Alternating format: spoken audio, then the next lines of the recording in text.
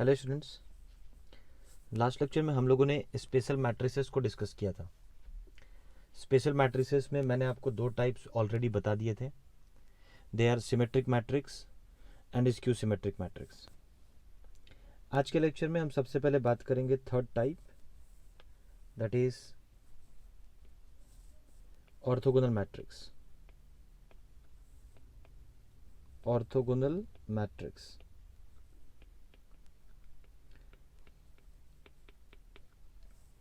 देखिए, orthogonal matrix क्या होता है? It is simply a square matrix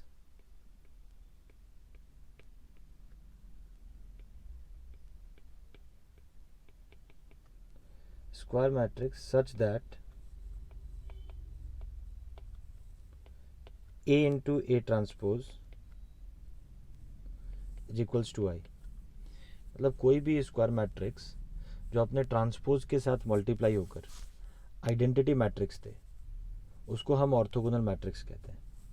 in fact इसको आप इस तरीके से भी लिख सकते हैं, ए और ए ट्रांसपोज ये भी आई के इक्वल है, ए ट्रांसपोज इंटू ए ये भी आई के इक्वल ही होगा। यानी अगर कोई भी मैट्रिक्स ऑर्थोगोनल है, कोई भी स्क्वायर मैट्रिक्स अगर ऑर्थोगोनल है, तो matrix A and its transpose forms a commutative pair, है ना। आप देख सकते हैं A into A transpose and A transpose into A दोनों इक्वल आ रहा है। अब देखिए, यहाँ से कुछ इंपॉर्टेंट कंक्लूजन्स हम निकाल सकते हैं। जैसे सबसे पहले अगर मैं एक मैट्रिक्स कंसिडर कर लूँ, that there is a matrix A whose elements are a1 a2 a3 b1 b2 b3 and c1 c2 c3। This is a matrix ए। इसका अगर आप ट्रांसपोज लेंगे तो रोज और कॉलम्स इंटरचेंज हो जाएंगे and it becomes a1 a2 a3 b1 b2 b3 and then c1 c2 c3, है ना। यहाँ पे रो वाइज लिखा था मैट्रिक्स ए के केस में। ट्रांसपोज के लिए मैंने क्या किया, कॉलम वाइज लिख दिया a1 a2 a3 b1 b2 b3 and c1 c2 c3। Clear? अब देखिए, अगर आप इन दोनों को मल्टीप्लाई करते हैं, considering that A is a orthogonal matrix, अगर ए इंटू ए ट्रांसपोज हम लोग निकालें तो उसकी वैल्यू आइडेंटिटी मैट्रिक्स के इक्वल आनी चाहिए, ठीक है। तो यहाँ पे देखिए, ए इंटू ए ट्रांसपोज जब आप फाइंड आउट करेंगे, ये मल्टीप्लिकेशन आप लोग करके देखना। फिलहाल मैं डायरेक्ट रिजल्ट यहाँ पे मेंशन कर रहा हूँ। After multiplication you are going to get a1 square plus a2 square plus a3 square, ये 1 1 पोजीशन पे एलिमेंट मिलेगा, ठीक है। रो वन कॉलम वन के मल्टीप्लिकेशन से आपको अच्छे से पता है कि मैट्रिक्स का multiplication row by column method से होता है। तो प्री फैक्टर से रो उठा लिया रो वन, और पोस्ट फैक्टर से कॉलम वन, दोनों को करस्पॉन्डिंगली मल्टीप्लाई किया तो यही मिलेगा। तो इस तरीके से अगर आप मल्टीप्लाई करते जाएं, सेकंड एलिमेंट ये 1 2 पोजीशन पे क्या मिल जाएगा, रो वन कॉलम टू के मल्टीप्लिकेशन से a1 b1 plus a2 b2 plus a3 b3 and then ये 1 3 पोजीशन पे क्या मिल जाएगा, रो वन कॉलम थ्री के प्रोडक्ट से ऐसा कुछ मिलेगा, a1 c1 plus a2 c2 plus a3 c3। Now second row की अगर बात करें तो अब आपको क्या करना है, 2 1 पोजीशन पे एलिमेंट कैसे मिलेगा, रो टू और रो वन के मल्टीप्लिकेशन से। So it will become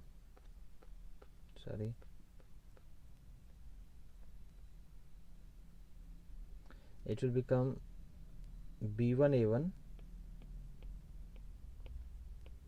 plus b2 a2 plus b3 a3, ठीक है। देन 2 2 पोजीशन पे क्या मिल जाएगा, रो टू कॉलम टू का product, that is b1 square plus b2 square plus b3 square. उसके बाद ये 2 3 पोजीशन पे रो टू कॉलम टू के प्रोडक्ट से मिलेगा आपको b1 c1 plus B2C2 plus B3C3।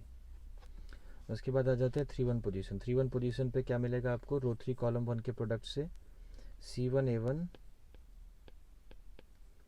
Plus C2A2 plus C3A3। Again 3-2 position पे क्या मिल जाएगा, रो 3 एंड कॉलम 2 का product, that is C1B1 plus C2B2 plus C3B3। And then finally 3-3 position पे आपको मिल जाएगा रो 3 और कॉलम 3 का product, that is C1 square plus C2 square plus C3 square. अब देखिए यहाँ पे ये जो प्रोडक्ट है A इंटू ए ट्रांसपोज, ये आइडेंटिटी मैट्रिक्स के इक्वल होना चाहिए, यानी इसके इक्वल। ऑर्डर 3 का ही आइडेंटिटी मैट्रिक्स भी लेना होगा।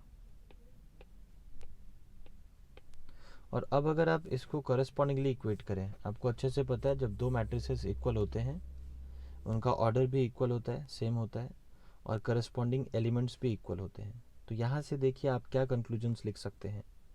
आप इस तरीके से लिख सकते हो that A1 square plus A2 square plus A3 square, it must be equals to B1 square plus B2 square plus B3 square, and further it is equals to C1 square plus C2 square plus C3 square। और ये तीनों किसके equal होगा, 1 के equal होगा। Similarly आप देख सकते हैं ये जो पोजीशंस हैं, डायगोनल एलिमेंट्स को मैंने 1 कर दिया, बाकी जितने भी एलिमेंट्स आपको दिखाई दे रहे हैं वो डेफिनेटली 0 हो जाएंगे। यानी you can write A1B1 plus A2B2 plus A3B3 and then B1C1 plus B2C2 plus B3C3। Boring सा काम है, बट ये रिजल्ट कई बार आप डायरेक्टली यूज कर पाओगे, इसलिए मैं बता दे रहा हूँ। ये जो वैल्यूज़ हैं ये सिंपली 0 के इक्वल हो जाएंगे, ठीक है। तो ये एक रिजल्ट आप याद रख सकते हैं अगर कोई भी स्क्वायर मैट्रिक्स ए है, ठीक है। तो रो वाइज अगर आप इनके स्क्वायर का सम निकालें तो आपको 1 के इक्वल मिलेगा, और अगर आप पेयरिंग करें A1B1 A2B2 A3B3 इसका सम 0 होगा, B1C1 B2C2 B3C3 इसका सम भी 0 होगा, A1C1 A2C2 एंड A3C3 इसका सम भी 0 के इक्वल होगा, ठीक है। तो एक तो ये फैक्ट आप याद रख सकते हैं। सेकेंडली देखिए ये जो आपके पास कंडीशन है A into A transpose equals I, यहाँ से आप मैट्रिक्स ए के डिटर्मिनेंट पे भी कमेंट कर सकते हैं, है ना। मैट्रिक्स ए का डिटर्मिनेंट क्या होगा, है ना। यहाँ पे मैट्रिक्स ए एक ऑर्थोगोनल मैट्रिक्स है, तभी तो ये कंडीशन सेटिस्फाई कर रहा है। अब अगर मैं दोनों तरफ डिटर्मिनेंट लूँ इस तरीके से, तो ये बेटर नो कि आई का डिटर्मिनेंट 1 के इक्वल होता है, और यहाँ पे डिटर्मिनेंट को हम इंडिविजुअली इस तरीके से स्प्लिट कर देंगे, ठीक है। अब आपको पता होगा कि ए ट्रांसपोज का डिटर्मिनेंट ए के इक्वल होता है, तो we can write this as determinant A का whole square equals 1, and this implies determinant A is equal to plus minus 1, यानी किसी भी ऑर्थोगोनल मैट्रिक्स का डिटर्मिनेंट 1 या -1 के इक्वल होता है, ठीक है। ये इन्फॉर्मेशन भी आप नोट करके लिख सकते हैं, किसी भी ऑर्थोगोनल मैट्रिक्स का डिटर्मिनेंट 1 या -1 के इक्वल ही होगा, ठीक है। अब देखिए इसके बाद जो नेक्स्ट टाइप आता है that is idempotent. Idempotent matrix. अब आइडेम्पोटेंट क्या होता है, आपको सिंपली कंडीशन याद रखना है। आइडेम्पोटेंट मैट्रिक्स, देखिए it is a square matrix such that a square matrix such that a square is equals to a, ठीक है। अगर किसी भी स्क्वायर मैट्रिक्स का स्क्वायर सेम उसी मैट्रिक्स के इक्वल हो जाए तो ऐसे मैट्रिक्स को हम क्या बोलते हैं, आइडेम्पोटेंट मैट्रिक्स बोलते हैं, ठीक है। अब देखिए यहाँ पे अगेन कुछ कंक्लूजन्स हम आपको बताएंगे, इनको आप ध्यान में रखें। जैसे मान लो अगर ए स्क्वायर ए के इक्वल है, अब मैंने क्या किया, मैंने ए से दोनों तरफ मल्टीप्लाई कर दिया, तो ए क्यूब ए स्क्वायर के इक्वल हो जाएगा, और ए स्क्वायर को हम वापस क्या लिख सकते हैं, ए के इक्वल लिख सकते हैं। मैंने कुछ नहीं किया, मैंने सिंपली इस वाले इक्वेशन में ए से मल्टीप्लाई किया, है ना। प्री मल्टीप्लाई करो पोस्ट मल्टीप्लाई करो, इस केस में फ़र्क नहीं पड़ता। और मैंने आपको बताया था मैट्रिक्स मल्टीप्लिकेशन में प्रॉपर्टीज़ के अंदर, जब भी आप कैंसिलेशन करते हैं तब तो आपको ये देखना होता है कि मैट्रिक्स नॉन सिंगुलर है या नहीं, है ना। मैट्रिक्स नॉन सिंगुलर है तभी आप कैंसिलेशन कर सकते हैं। अगर मैट्रिक्स नॉन सिंगुलर है तभी आप कैंसिलेशन कर सकते हैं इस तरीके से, if A B is equals to A C, if you want to write B equal C, तो इसके लिए डिटर्मिनेंट ए को नॉन जीरो होना होगा, यानी ए को एक नॉन सिंगुलर मैट्रिक्स होना पड़ेगा। लेकिन वही मैंने आपको ये भी बताया था कि अगर बी इक्वल सी कहीं पे आपको दिखता है और आप ए से प्री मल्टीप्लाई या पोस्ट मल्टीप्लाई करना चाहते हैं तो उसमें कोई प्रॉब्लम नहीं। तो वही काम मैंने यहाँ पे किया, ए से मल्टीप्लाई किया, ए क्यूब ए स्क्वायर के इक्वल मिला, और ए स्क्वायर को हमने वापस ए के इक्वल रख दिया, यानी आपको ए क्यूब फर्दर ए के इक्वल ही मिल रहा है। फिर इसको ए से मल्टीप्लाई करोगे तो ये ए पावर 4 बन जाएगा, और ये ए स्क्वायर बन जाएगा, and again A square can be written as A, यानी ए पावर 4 भी आपको ए के इक्वल ही मिल रहा है। यानी इन जनरल हम क्या बोल सकते हैं, नोट करके आप लिख सकते हैं, ए का power n is always a for all n greater than equals to 2, है ना। And moreover n belongs to natural number, ये भी लिख देना है। मतलब अगर ए स्क्वायर ए के इक्वल है तो ए क्यूब ए पावर 4 ए पावर 5 ए पावर 10 ए पावर 20 सब ए के इक्वल ही हो जाएगा। तो एक तो आप ये पॉइंट नोट कर लें। दूसरा, अगर आप आइडेम्पोटेंट मैट्रिक्स के केस में डिटर्मिनेंट पे बात करें, दोनों तरफ डिटर्मिनेंट ले लिया, ऐसा मिल जाएगा, ठीक है। अब देखिए यहाँ पे ए स्क्वायर का डिटर्मिनेंट, इसको हम डिटर्मिनेंट ए का स्क्वायर भी लिख सकते हैं, और ये मिल जाता है यहाँ से डिटर्मिनेंट ए इंटू डिटर्मिनेंट ए माइनस 1 इक्वल 0। इसको लेफ्ट हैंड साइड में लेके आए और डिटर्मिनेंट ए कॉमन ले लिया, तो यहाँ से we can conclude that determinant A is either 0 और 1 in case of idempotent matrix, ठीक है। तो ये है type 4, and then if you talk about type 5, that is involutory matrix. पहले एक बार हम लोग डेफिनेशन देख ले सबका, फिर हम लोग मिक्स्ड प्रॉब्लम्स करेंगे इसके ऊपर। इनवॉल्यूटरी मैट्रिक्स की अगर बात करें तो यहाँ पे it is a square matrix, it is a square matrix such that a square is equals to I। इस बार a स्क्वायर a के इक्वल नहीं है, I के इक्वल है। I is nothing but identity matrix. अच्छा, एक और बात आप यहाँ पे ध्यान दे सकते हैं कि जितनी बातें हम अभी तक कर रहे हैं, ये जो भी टाइप्स हम डिस्कस कर रहे हैं, ये सब स्क्वायर मैट्रिक्स के टाइप्स हैं, है ना। इनफैक्ट देखो, ए स्क्वायर को एग्जिस्ट करने के लिए ए को स्क्वायर मैट्रिक्स होना होगा, ये बात मैंने पहले भी आपको बोला है। तो कंडीशन से भी मालूम पड़ता है कि it must be a square matrix. वैसे इंपॉर्टेंट है, आप ये कंडीशन याद रखें। अब देखिए अगेन आप कुछ पॉइंट्स यहाँ पे याद रख सकते हैं, लाइक अगर ए स्क्वायर आई के इक्वल है, अब इसको जरा मल्टीप्लाई करो ए से दोनों तरफ, तो ये ए क्यूब बन जाएगा और ए इंटू आई RHS में ए बन जाएगा, यानी ए क्यूब की वैल्यू आपको ए के इक्वल मिल गई। अब इसको फर्दर अगर आप मल्टीप्लाई करें ए के साथ तो ये बन जाएगा ए पावर 4, ठीक है, एंड ये बन जाएगा ए स्क्वायर, इसको आप आई के इक्वल लिख सकते हैं। क्लियर है क्या? मतलब यहाँ पे ऑड पावर आपको ए के इक्वल मिला और इवन पावर आपको वापस आई के इक्वल ही मिल गया, है ना। इनफैक्ट एक और बार देख लो ए से मल्टीप्लाई करके, अब ए पावर 4 आई के इक्वल आ चुका है। इसको एक बार फिर से जब ए से मल्टीप्लाई करोगे, LHS में मिल जाएगा ए पावर 5, RHS में आपको मिल जाएगा ए, तो ए पावर 5 बिकम्स ए। अब इसको फर्दर अगर ए से मल्टीप्लाई किया तो ये बन जाएगा ए पावर 6 और ये बन जाएगा A square which can be written as I again, क्योंकि हम बात कर रहे हैं इनवॉल्यूटरी मैट्रिक्स की जिसके लिए ए स्क्वायर आई के इक्वल होगा। तो यहाँ से आपका कंक्लूजन क्या हो जाता है कि ए का power n is a if n is odd natural number, ये मेंशन कर देता हूँ, and it is simply i if n is even natural number. ठीक है, तो इस तरीके से आप इनवॉल्यूटरी मैट्रिक्स में ये पॉइंट लिख सकते हैं। And see the next point is, again अगर आप डिटर्मिनेंट की बात करें तो a स्क्वायर आई के इक्वल है if you take determinant on both sides. मैं सीधा डिटर्मिनेंट a का स्क्वायर लिख रहा हूँ, अभी इसके पहले वाले केस में भी ऐसा किया था, और डिटर्मिनेंट i को हम सीधा 1 लिख सकते हैं, which means determinant i of an involutory matrix must be ±1, है ना। आइडम्पोटेंट के लिए इट वॉज 0 और 1, इनवॉल्यूटरी के लिए इट इज़ ±1। ठीक है क्या? Next we are going to talk about the sixth type which is periodic matrix. Periodic matrix,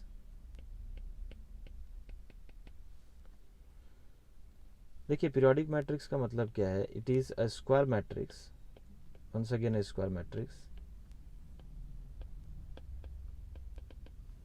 such that a to the power k plus 1 is equals to a। मतलब कोई भी square matrix अगर इस relation को satisfy करता है, कोई भी स्क्वायर मैट्रिक्स अगर इस रिलेशन को सेटिस्फाई करता है फॉर सम पॉजिटिव इंटीजर के, ये भी मेंशन कर लीजिए, for some positive integer K, then this square matrix A is said to be a periodic matrix। ठीक है क्या? एंड यहाँ पे K जो है, K इस पीरियोडिक मैट्रिक्स का पीरियड होगा, वेयर K इज, ऐसा लिख लीजिए, period of periodic matrix A, ऐसा लिख लो।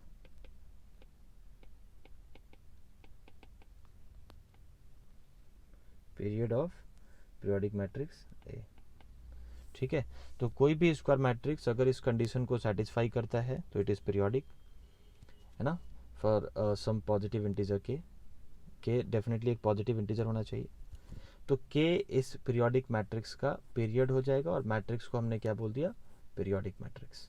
ठीक है, जैसे अगर आप देखें, if I talk about idempotent matrix, तो आइडम्पोटेंट मैट्रिक्स के केस में we have a square equals a, which means we can say that period of this particular matrix, this matrix is periodic, idempotent matrix is also a periodic matrix। पहले तो ये आपको conclude करना होगा, and then you can say that time period is going to be 1।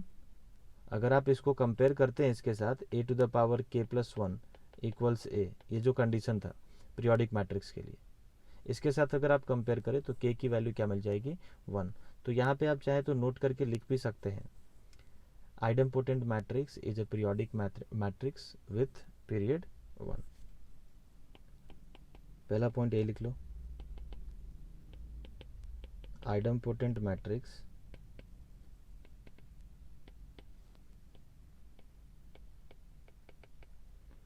is a periodic matrix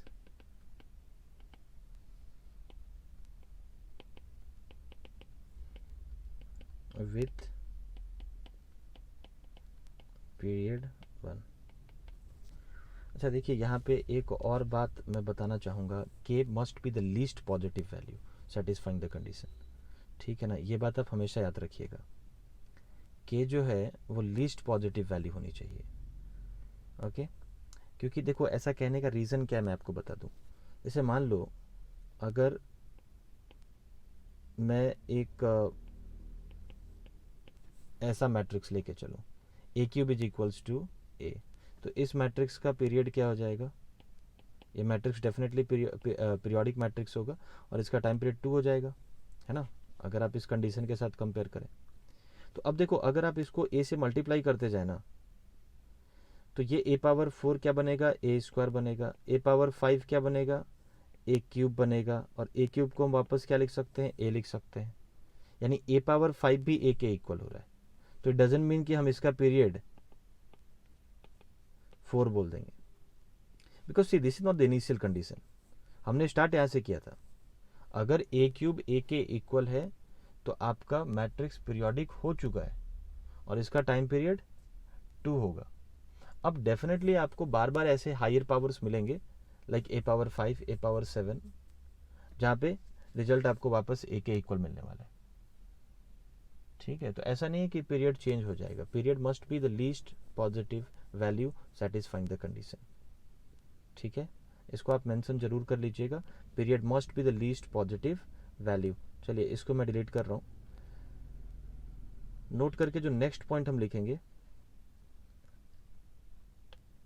देखिए periodic matrix के case में अगर आप डिटर्मिनेंट की बात करें, ठीक है, तो डिटर्मिनेंट में आप जो पॉसिबिलिटीज़ हैं वो वैरी करेंगी, है ना. इनफैक्ट एक काम करते हैं, इसको अपन क्वेश्चन के फॉर्म में डिस्कस कर लेते हैं. Like you can right the question,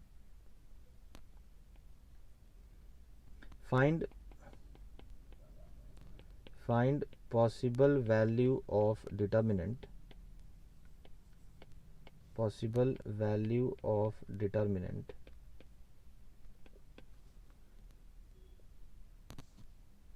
of matrix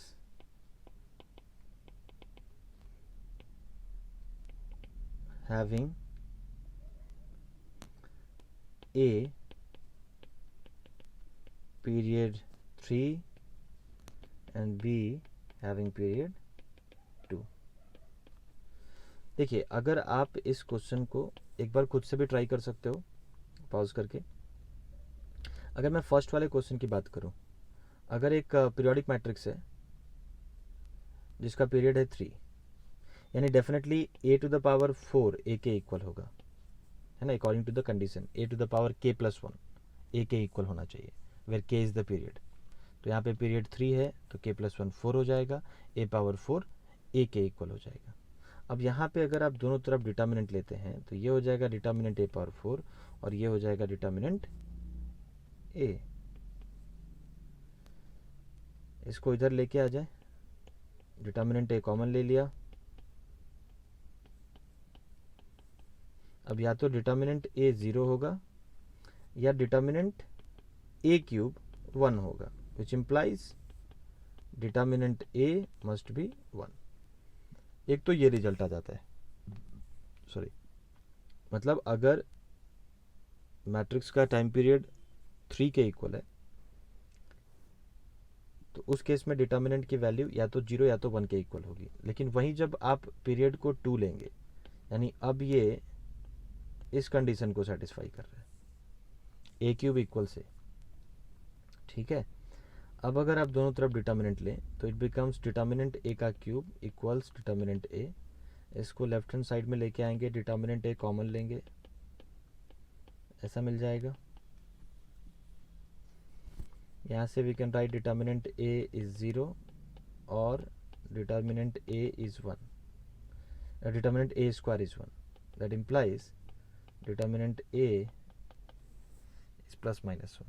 ठीक है, तो यहाँ पे आप क्लियरली देख सकते हैं पीरियड ऑड है या इवन है, इस बात पे डिपेंड करेगा कि उस पीरियोडिक मैट्रिक्स का जो डिटर्मिनेंट का वैल्यू है वो क्या क्या हो सकता है ना. यही तो फाइंड आउट करना था. Possible values of determinant of matrix having period 3 and period 2. तो अगर पीरियड ऑड है तो आप देख सकते हैं आपको डिटर्मिनेंट a की वैल्यू 0 और 1 के इक्वल मिली.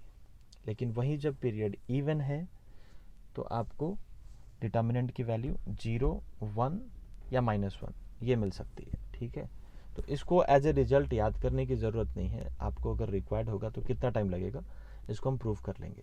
ठीक है, तो ये हो गया पीरियोडिक मैट्रिक्स. क्लियर. अब देखिए नेक्स्ट हम बात करेंगे, ये जो हमारा आखिरी टाइप है, this is 6th and now this is 7th, nilpotent matrix. Nilpotent matrix. Nilpotent matrix क्या होता है? अ स्क्वायर मैट्रिक्स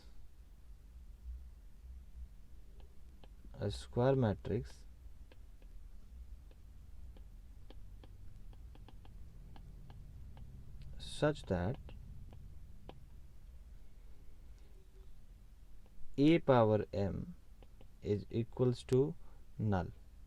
ठीक है, a power m is equals to null where m belongs to some natural number.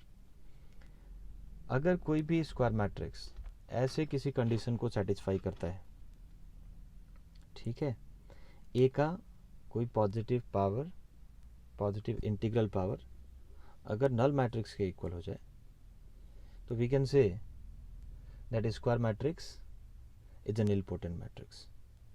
ठीक है क्या? अब देखो यहाँ पे एक और बात आप याद रखिएगा, a to the power m minus one ये डेफिनेटली नॉन जीरो होना चाहिए. ये भी आपको ध्यान देना है, because m which is also called as index of nilpotent matrix, index of nilpotent matrix, it must be the least value, है ना. once again m हमेशा least value होना चाहिए satisfying this condition. ठीक है, यहाँ पे मैं लिख देता हूँ m must be the least positive integer satisfying या for which a power m is equals to null. ठीक है, इस तरीके से आप इसको मेंशन कर सकते हैं, क्योंकि देखो यहाँ पर भी ऐसा लिखने का रीज़न क्या है इसको समझिएगा. यहाँ पर भी जैसे मान लो आपको एक मैट्रिक्स गिवन है और आपने देखा कि a का पावर 4 is coming out to be null. ठीक है, अब a का पावर 4 अगर नल है तो इसके बाद अगर you keep on multiplying a on both sides तो a पावर 5 भी नल मिलेगा, a पावर 6 भी नल मिलेगा. तो आप इंडेक्स किसको बताएंगे, 5 होगा, 6 होगा या 4 होगा? Definitely index of this nilpotent matrix is 4, है ना. और यहाँ पे ये चीज़ आपको जरूर देखना है कि a क्यूब पक्का नॉन जीरो रहा होगा. सो a power 4 is the first time when we are getting null matrix, है ना. a पावर 4 से पहले a क्यूब, a स्क्वायर, ये सारे पावर्स नल मैट्रिक्स के इक्वल नहीं होने चाहिए. a पावर 4 पहली बार नल के इक्वल हुआ, उसके बाद तो हायर पावर्स नल के इक्वल होंगे ही होंगे. सो इट डजंट मीन कि इंडेक्स चेंज होगा. Index is value of m, it must be the least positive integer for which a power m becomes null. So this is nilpotent matrix. Okay, और देखिए यहाँ पे अगर आप determinant की बात करें तो डेफिनेटली अगर nilpotent की बात करें तो डिटर्मिनेंट 0 के इक्वल होगा. आप देख सकते हैं, इसको नोट करके लिख सकते हो. a पावर m अगर नल है तो दोनों साइड डिटर्मिनेंट ले लिया, नल मैट्रिक्स का डिटर्मिनेंट 0 होगा. अब ये देखो नंबर 0 है, यहाँ पे ये नल मैट्रिक्स को रिप्रेजेंट कर रहा था और ये सिंपली नंबर 0 है क्योंकि नल मैट्रिक्स का डिटर्मिनेंट विल बी 0. इसको मैंने लिख दिया डिटर्मिनेंट a का power m equals 0, that implies determinant a is 0. So nilpotent matrix is always singular. ठीक है क्या? तो ये कुछ स्पेशल टाइप ऑफ मैट्रिसेस हो गए. ओके, आज के लेक्चर में इतना ही रखता हूँ. नेक्स्ट लेक्चर में हम बात करेंगे adjoint and inverse of a matrix. Okay, thank you very much.